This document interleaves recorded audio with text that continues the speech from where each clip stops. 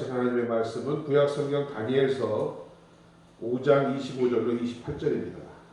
구약성경 다니엘 5장 25절에서 28절 말씀, 구약성경 1242면에 있습니다. 구약성경 다니엘 5장 25절에서 28절의 말씀, 찾으신 분들은 함께 같이 읽도록 하겠습니다. 기록한 글자는 이것이니 곧 메네 데겔 우바르시니라.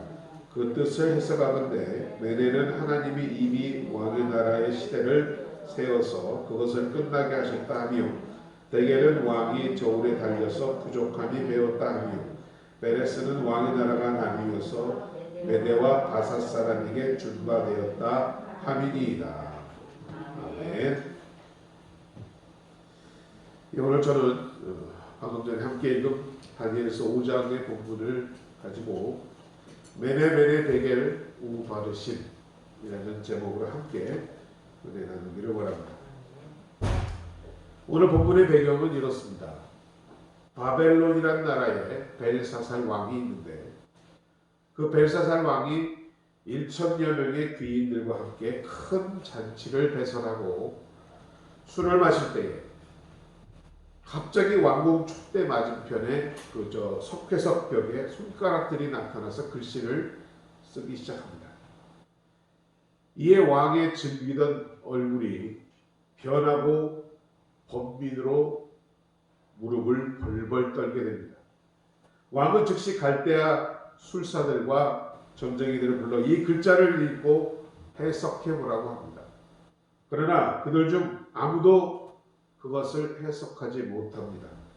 더욱 두려워 떨 때에 벨사살 왕의 왕비가 다니엘을 소개하면서 그의 안에는 거룩한 신들의 영이 있어서 남다른 총명과 지혜가 있으니 이것을 해석할 것이라고 왕에게 말을 합니다. 이 왕은 즉시 벨드사살이라 하는 다니엘을 불러서 이것을 해석해 보아라. 만약 내가 이것을 해석하면 후한상을 주고 이 나라의 세 번째 친위자로 내가 삼겠다라고 말합니다. 다니엘은 왕 앞에 나가서 왕의 이 상급을 거절하면서도 이 벽에 쓰인 글을 해석합니다. 그 글이 바로 우리가 오늘 읽었던 부분인데요. 메네 데겔 우바르신이라고 있더니 그 뜻을 해석하는데, 메네는 세워보고 끝나게 했다라는 뜻이고, 두 번 거듭된 것은 이것을 강조하는 말입니다. 그리고 데겔은 무게를 달아보아 모자라서 치워 버린다라는 뜻입니다. 그리고 우바르시는 나라가 나뉘어서 다른 데로 넘어갈 것이라는 예언의 말씀이었던 것입니다. 한마디로 메네 데겔 우바르신이라는 말은 하나님께서 세어보고 달아보니 모자라서 치워 버리시겠다라는 얘기입니다. 즉 이 바벨론 벨사살 왕의 일생의 행적을 달아보고 세어보니 선행은 아무리 보아도 모자라고 죄악의 잔은 가득 차 넘쳐 흐르고 있었기 때문에 더 이상 하나님의 심판을 지체할 수 없다라는 하나님의 경고였던 것입니다. 사실 이 벨사살, 바벨론의 벨사살 왕의 부친이 여러분들 잘 아는 느부갓네살 왕입니다. 하나님은 그에게 나라와 큰 권세와 영광을 주셨습니다.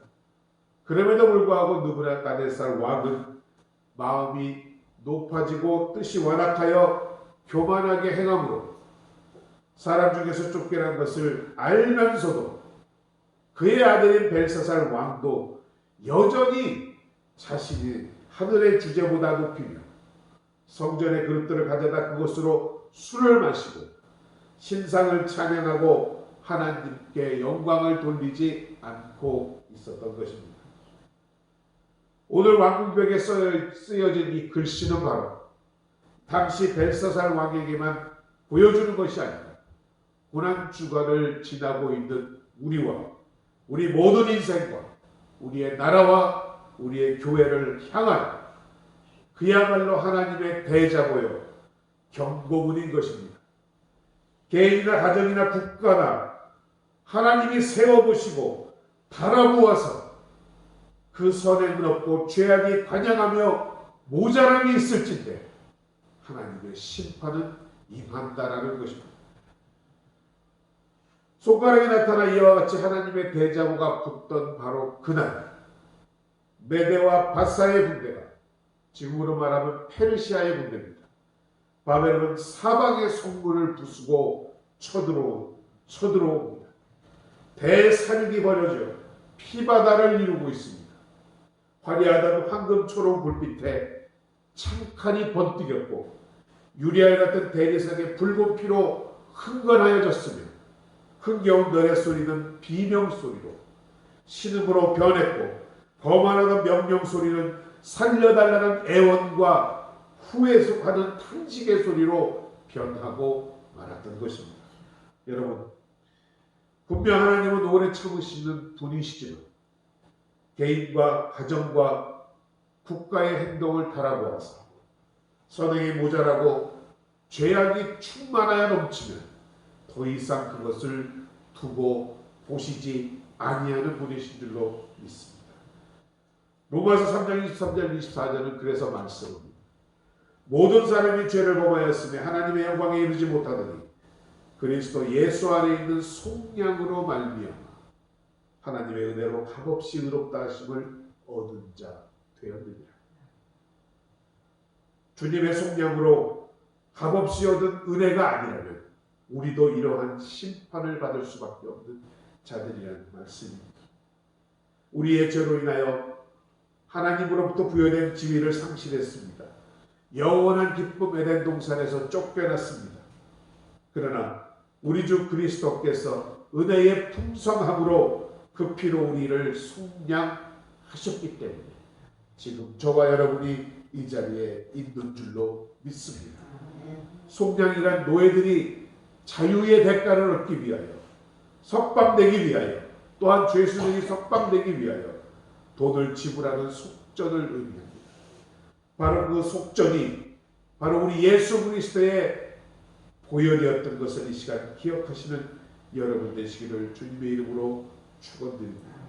주님의 찢기신 흘리신 보혈을 통하여 풍성한 은혜로 값없이 죄와 사망에서 우리를 구속하신 것입니다. 그러한 하나님이시기 때문에 오늘 우리를 향하여 하나님은 말씀하고 계십니다. 미가서 6장 8절입니다.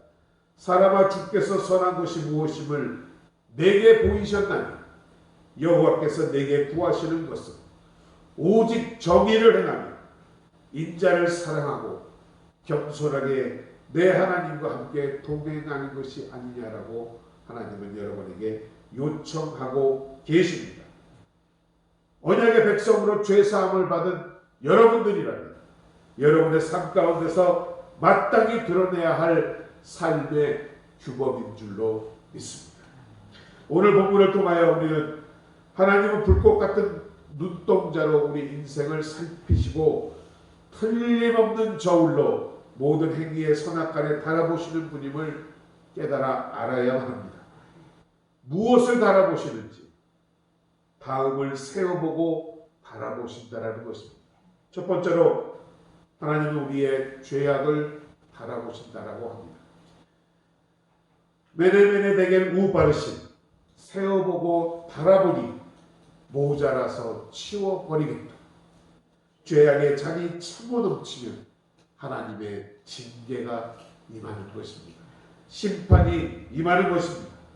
창세기 18장을 보면 하나님께서는 소돔과 고모라 성의 부르짖음을 듣고 그 죄악이 심히 무거우니 직접 이를 살펴보시기 위하여 아브라함에게 찾아오십니다. 아브라함이 가까이 나아가 주께서 과연 의인을 악인들과 함께 멸하시겠나이까라며 의인 50인, 45명, 30명, 20명 결국은 10명을 찾으면 어찌하여 하시나이까라고 간구합니다. 끝까지 참으시는 하나님은 의인 10명으로 인해 내가 소돔과 고모라를 멸망시키지 않겠다라고 말씀하십니다. 우리가 잘 아는 노아 방주, 그 노아 방주를 짓는데 무려 여러분 100년이라는 시간이 지났습니다. 많은 사람들의 비아냥과 손가락질 속에서도 믿음의 의인 노아는 하나님의 그 약속을 믿으며 100년 동안 산꼭대기 위에 커다란 배를 지었던 것입니다. 100년이 지나 방주의 문을 닫은 후 7일이 지나 비가 옵니다.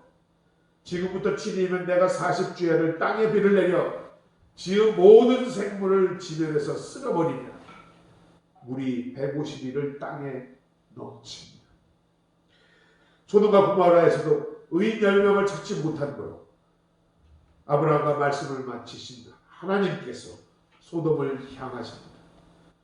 소돔 사람들은 롯의 집 앞에 거하시는 두 천사들을 찾으며 그들과 상관하겠다고 아우성치고 있습니다. 롯의 문을 밀치며 그 집을 부수려고 합니다. 롯의 가족들이 수알이라는 성을 찾아 들어갈 때에 해가 돋았는데 하늘로부터 유황과 불을 소돔과 고모라에 비같이 내려 그 성과 온 들과 성에 거주하는 모든 백성과 땅에 난 것을 다 엎어 멸하십니다. 하나님의 심판은 이렇듯 철저하고 완전한 것입니다. 이 소돔과 고모라 지역은 특별히 역청이라는 것이 많은 곳이라고 합니다. 역청을 쉽게 말씀드리면 오늘날 우리가 걷고 있는 아스팔트와 같은 것입니다. 검은색 타르입니다. 석유와 비슷한 물질입니다. 생각해 보십시오. 이 역청이 많은 소돔과 고모라에 하늘로부터 비같이 불과 유황이 떨어졌다. 원자폭탄 맞은 것입니다. 살아날 수 있는 방법이 없었던 것입니다. 실제로 이 불과 유황의 심판으로 인해 지금도 그곳은 수표면이 지중해 수면보다도 392m가 더 낮은 죽음의 바다가 되어 있다고 합니다. 또한 창세기 16장에 기록된 온 땅이 하나님 앞에 부패하여 포악함이 땅에 가득한지라 하나님이 보신즉 땅이 부패하였으니 이는 땅에 있는 모든 혈육 있는 자의 행위가 부패함이었더라. 하나님이 노아에게 이르시되 모든 혈육 있는 자의 포악함이 땅에 가득함으로 그 끝날이 내 앞에 이르렀으니 내가 그들을 땅과 함께 멸하리라. 하나님의 징계였습니다. 노아 당시 온 땅에 거주하는 모든 사람들은 부패하여 강도, 살인, 약탈, 강간 등과 같은 포악함이 더 이상 채울 자리가 없을 만큼 밖으로 흘러넘칠 정도로 꽉 차 있었던 것입니다. 하나님은 이를 바라보셨습니다. 노아에게 장차했을 대홍수의 심판을 말씀하십니다. 그리고 그 끝날 그 심판의 날이 임박했음을 말씀하셨던 것입니다. 오늘 본문의 벨사살 왕의 죄는 다음과 같았습니다. 첫째, 그는 하나님의 경고를 무시하였습니다. 그의 아버지 느부갓네살 왕이 교만하고 완악하여 하나님의 심판을 받고 들짐승처럼 풀을 뜯어먹으며 비와 이슬을 맞고 머리와 손발톱이 독수리처럼 되었다. 다시 하나님의 은혜로 제정신으로 돌아와 회개하며 하나님을 찬양하는 것을 보았음에도 불구하고 아들 벨사살 왕은 여전히 악을 행하였던 것입니다. 이러한 벨사살 같은 왕과 같은 사람을 잠언서는 이렇게 말씀합니다. 잠언 29장 1절의 말씀입니다. 자주 책망을 받으면서도 목이 곧은 사람은 보세요. 갑자기 패망을 당하고 피하지 못하리라고 경고하십니다. 이러한 사람은 부모나 또는 주의 종들이나 하나님의 말씀에 의해서 베풀어지는 충고나 권고, 징책들을 멸시하고 거절하는 뻔뻔한 얼굴들입니다. 굳은 마음, 마비는 양심의 소유자입니다. 목이 곧다라는 것은 멍에를 쓰지 않으려고 이리저리 목을 뒤흔드는 완고한 황소에서 따온 이미지입니다.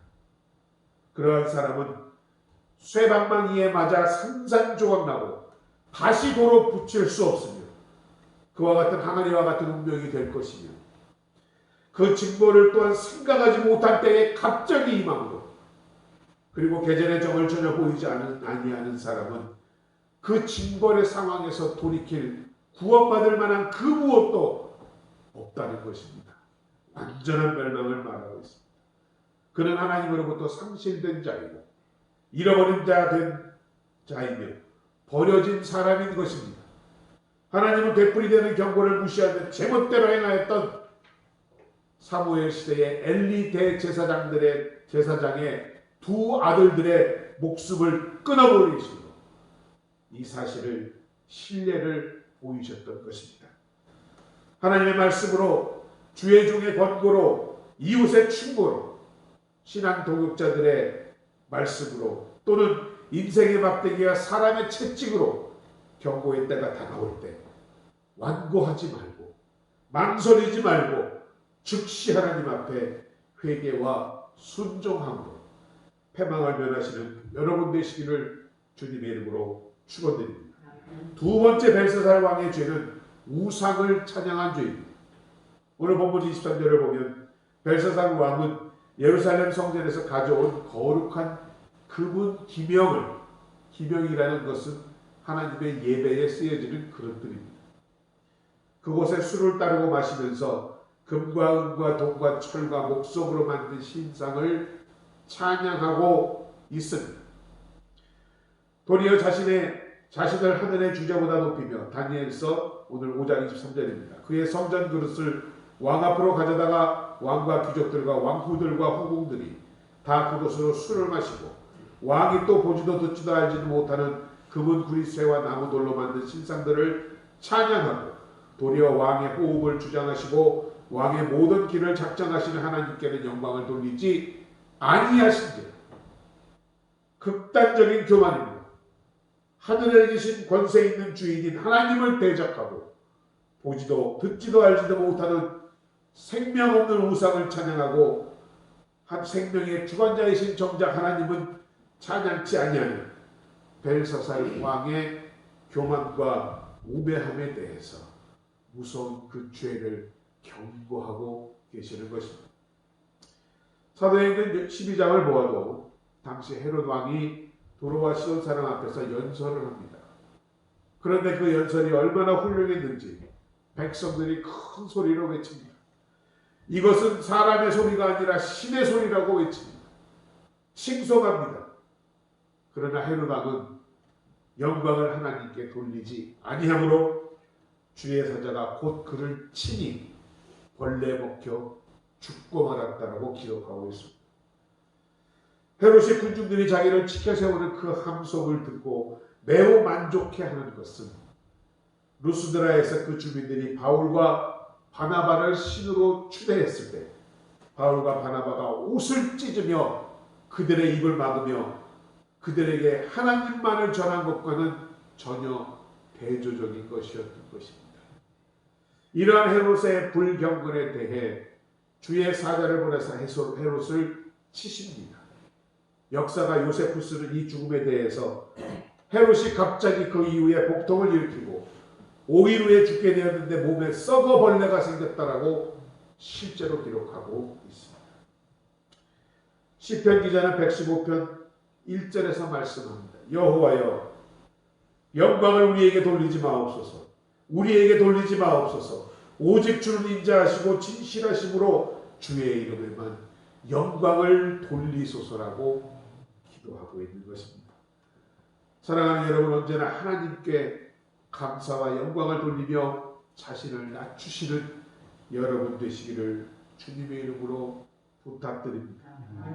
세 번째, 이 벨사살 왕의 죄는 신성한 것을 욕되게 쓴 죄였습니다.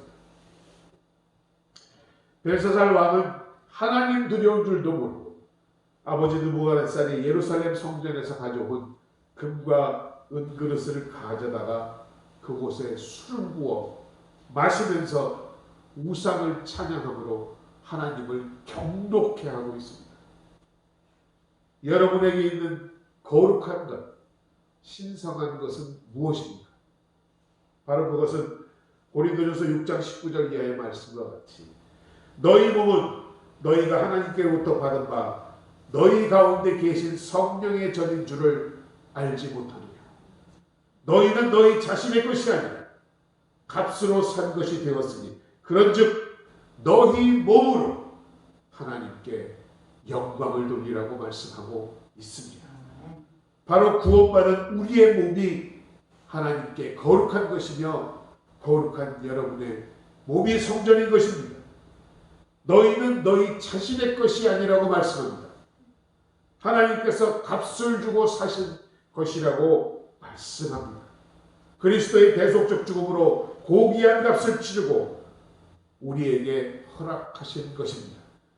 그러므로 구속받은 우리는 이제 그리스도의 소유물로 하나님께 영광을 돌려야만 하는 것입니다. 죄악을 피하고 죄를 안 짓는 것에서 머물지 말고 이제 더욱 적극적으로 앞서 나가 하나님의 영광을 추구하는 삶을 살아야 된다는 것입니다. 교회의 재정이나 물건은 성별된 거룩한 하나님의 것입니다. 그러기에 우리 권사님, 집사님들 매일 닦고 청소하시고 또 우리 장로님 애써서 재정 관리하고 계신 줄로 믿습니다. 때문에 이를 사사로이 사용해서는 안 되는 것입니다. 의자 하나, 그릇 하나라도 성도들의 귀한 헌금이나 각 기관의 회비 하나라도 조심스럽게 하나님의 나라를 위하여만 쓰여져야 하는 줄로 믿습니다. 또한 우리는 우리의 몸이 거룩한 성전인 것과 같이 여러분에게 있는 시간과 물질도 거룩하게 구별하여야 합니다. 일주일에 하루 오늘 주의 복된 날을 지키는 물론이요 거룩하게 구별하여 예배와 찬양과 섬김과 헌신으로 바쳐야 할 줄로 믿습니다. 나에게 주신 물질도 나의 자녀도 하나님의 것임을 깨닫고 거룩하게 구별하여 드려야 한다는 것입니다. 우리가 잘 아는 말라기서 3장 10절의 말씀, 만군의 여호와가 이르노라 너희의 온전한 11조를 창고에 들여 나의 집에 양식이 있게 하고 그것으로 나를 시험하여 내가 하늘 문을 열고 너희에게 복을 쌓을 곳이 없도록 붙지 아니하나 보라. 만군의 여호와가 이르노라 내가 너희를 위하여 메뚜기를 금하여 너희 토지 소산을 먹어 없애지 못하게 하며 너희 밭에 포도나무 열매가 기한 전에 떨어지지 않게 하리니. 여러분, 이스라엘 백성들에게 그해 농작물의 작황이고 하나님의 축복과 저주의 상징이었습니다. 따라서 11조의 의무의 성실한 이행은 소산의 풍성함이라는 하나님의 축복을 담보하는 말씀입니다. 이러한 풍성함은 바로 그들의 11조가 결국 나아가서는 하나님의 이름을 존귀케 하는 일이기 때문입니다. 왜냐고요? 이 11조로 인해서 하나님께서 내리시는 축복을 바라보고 이방의 민족들이 너희를 복되다 하기 때문인 것입니다. 말라기서 다시 한번 보세요. 내가 너희를 위하여 메뚜기를 금하여 너희 토지 소산을 먹어 없애지 못하게 하며 너희 밭에 포도나무 열매가 기한 전에 떨어지지 않게 하겠다. 여러분이 애쓰고 땀 흘려 이루었던 모든 것을 하나도 잃지 않게 하시겠다라는 하나님의 약속 아닙니까? 이것이 바로 11조의 여러분 축복입니다. 두 번째로 하나님께서는 오늘 바라보고 세워보아 보겠다라는 것이 있습니다. 바로 두 번째는 바로 우리의 선행과 정성을 바라보시겠다라고 말씀하십니다.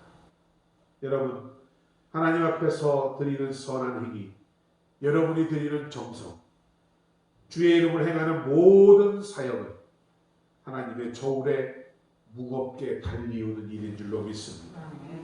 사무엘상 2장 3절은 말씀합니다. 심히 교만한 말을 다시 하지 말 것이며 오만한 말을 너희 입에서 내지 말지어다. 여호와는 지식의 하나님이시라 행동을 바라보신다라고 말씀합니다. 하나님은 우리에게 벌어지고 있는 또 행하여지고 있는 모든 일들에 대한 원인과 과정과 결과까지도 완전히 알고 계시는 분이십니다. 전지하신 분이십니다. 우리가 행한 행위의 동기와 그 내면의 이유까지도 하나님은 알고 계신다라는 말씀입니다. 오랜 기도 후에 사무엘을 주신 하나님께 감사와 찬양을 드린 한나의 기도를 보십시오. 고넬료 집에 찾아온 베드로에게 사도행전 10장 31절 이하는 고넬료는 이와 같이 고백합니다. 고넬료가 이르되 내가 나올 전 이맘때까지 내 집에서 제9시 기도를 하는데 갑자기 한 사람의 빛난 옷을 입고 내 앞에 서서 말하되 고넬료야 하나님이 내 기도를 들으시고 내 구제를 기억하셨느니라고 고넬료가 고백합니다. 내 기도를 들으시고 내 구제를 기억하셨다. 가이사랴 고넬료라는 로마 백부장은 경건하여 온 집안이 하나님을 경외하고 백성을 많이 구제하고 하나님께 항상 기도하던 사람이었습니다. 환산 중에 하나님의 사자가 나타나 내 기도와 구제가 하나님께 상달되었고 기억하신 바 되었다라고 말하는 것입니다. 고넬료의 기도와 구제 행위가 하나님의 뜻에 합당하며 그의 기도가 하나님의 보좌에까지 올라갔음을 말씀하고 있는 것입니다. 그에 따라 고넬료는 이방인으로서 최초로 하나님의 자녀로 인정을 받게 되었던 것입니다. 누가복음 6장 38절은 말씀합니다. 주라 그리하면 너희에게 줄 것이니 곧 후이되어 누르고 흔들어 넘치도록 하여 너희에게 안겨주리라. 너희가 헤아리는 그 헤아림으로 너희도 헤아림을 받을 것이니라. 여기서 주라는 말씀은 우리가 잘 아는 요한복음 3장 16절의 말씀, 우리에게 독생자를 주시니에 그 주다와 같은 어원입니다. 즉 주되 되돌려받을 생각이다. 또 다른 보상을 바라지 아니하고 중심으로 오직 받는 이의 유익을 구하면서 주라는 말씀입니다. 이것이 중심을 다한 구제인 것입니다. 예수님도 거듭 주는 것이 받는 것보다 복이 있다라고 말씀하셨습니다. 그 이유는 우리가 자원하는 마음으로 기쁜 마음으로 서슴없이 자신의 것을 베푼 사람에게는 마지막 날 하나님께서 그것을 은혜와 영광으로 반드시 갚아주시기 때문이라는 말입니다. 그 은혜는 우리의 생각을 초월하여 그 이상으로 임하는 것입니다. 또 우리가 다른 사람에게 어떻게 해주는가에 따라 그대로 받는다라고 말씀하고 계십니다. 너희가 헤아리는 그 헤아림으로 너희도 도로 헤아림을 받으리라. 여러분, 하나님의 저울에는 정성이 무겁다라는 말이 있습니다. 또한 우리가 가는 천국 길은 정성의 길이라고 합니다. 따라서 우리가 하는 일의 분량도 중요하죠. 하나님은 그 정성을 달아보신다라는 말씀입니다. 마가복음 14장에 한 과부가, 가난한 과부가 와서 두 렙돈 곧 한 고들한테 헌금을 합니다. 아주 작은 헌금이었지만 이를 보신 예수께서 제자들에게 말씀하시지 않습니까? 이 과부의 헌금 모든 사람보다 많이 넣었다라고 말씀하셨던 것입니다. 다른 사람들은 풍족한 중에 자기의 일부를 넣었거니와 이 과부는 가난한 중에 자기의 모든 소유 곧 생활비 전부를 헌금으로 넣었다라고 말씀하셨던 것입니다. 양의 많고 적음이 아니었지 않습니까? 만물의 주인 되시는 하나님께서는 헌물의 양보다 그 헌물의 실림, 여러분의 마음을 보신다라는 것입니다. 그 정성을 보신다라는 것입니다. 실로 그 과부는 자기의 전부를 드릴 만큼 하나님에 대한 정성이 충만했던 것입니다. 양의 많고 적음은 절대 주님께는 중요하지 않습니다. 많이 드리면서도 아까워하며 드리는 것과 적게 드리지 나의 모든 것을 드리는 마음의 차이는 하나님의 저울에 있어서는 엄청난 차이인 것입니다. 실로 여러분, 과부는요 헌금을 드린 게 아닙니다. 자기의 목숨을 드렸단 말씀입니다. 그것을 하나님은 기억하셨다는 것입니다. 이와 같이 주님이 바라보시는 정성이라는 것은 첫 번째 우리의 중심입니다. 마음입니다. 사무엘상 16장 7절에 사람은 그의 용모와 키를 보거니와 외모를 보거니와 나는 나 여호와는 중심을 보신다라고 말씀하고 있지 않습니까?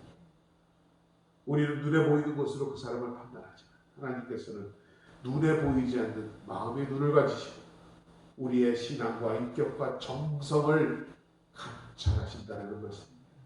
그렇기 때문에 여러분, 외식과 가식으로 사람들에게 보이는 것은 하나님에 대한 정성이 있을 수 없습니다. 그렇기 때문에 바로 하나님이 그것을 가증히 여기시는 것입니다. 하나님은 지금도 여러분의 중심에 진실하심을 원하고 계신다라는 말씀입니다.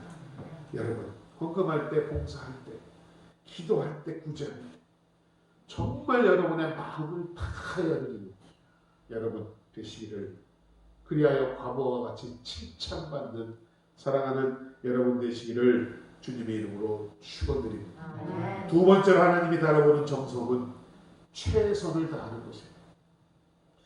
신명기 6장 4절 이하를 보면 이스라엘아 들으라, 우리 하나님 여호와는 오직 유일한 여호와시니 너는 마음을 다하고 뜻을 다하고 힘을 다하여 내 하나님 여호와를 사랑하라. 오늘 내가 내게 명하는 이 말씀을 너는 마음에 깊이 새기라고 하나님은 말씀합니다.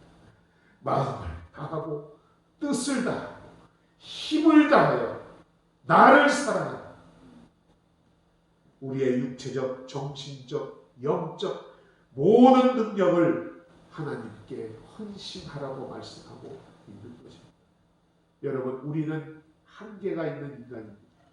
우리의 한계는 두 주인을 함께 섬길 수 없습니다. 한편을 사랑하면 한편은 소홀히 할 수밖에 없기 때문입니다. 세상을 사랑하면 하나님을 소홀하게 됩니다. 돈을 사랑하면 하나님과 멀어지게 됩니다. 따라서 하나님을 사랑하라는 말은 다른 것에 마음을 나누지 말고 오직 하나님만 마음 중심에 모셔드리고 하나님을 경외하라는 말씀인 것입니다. 여러분, 늘 말씀드리지만 하나님께는 전부이냐이지 중간은 없습니다. 옥합의 뚜껑을 열지 않고 옥합을 깨뜨려서 향유를 부은 마리아의 행적에 복음이 전파되는 곳에 모두 기억되게 하려는 주님의 말씀은 바로 마음을 다하고 뜻을 다하고 힘을 다한 그녀의 중심의 정성이, 최선을 다한 정성이 예수님께 보여졌기 때문이었습니다. 주님께 드린